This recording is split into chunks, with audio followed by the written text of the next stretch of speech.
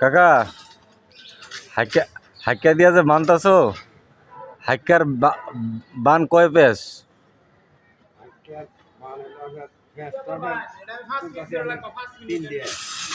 হাক্কার pace কয়টা? একটা না,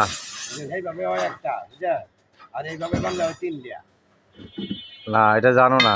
হাক্কার পেস হলো 2.5 পেস। হ্যাঁ, 2.5 পেসের বেশি একটা পেস দিবা, বানটা কাটতে যাবে।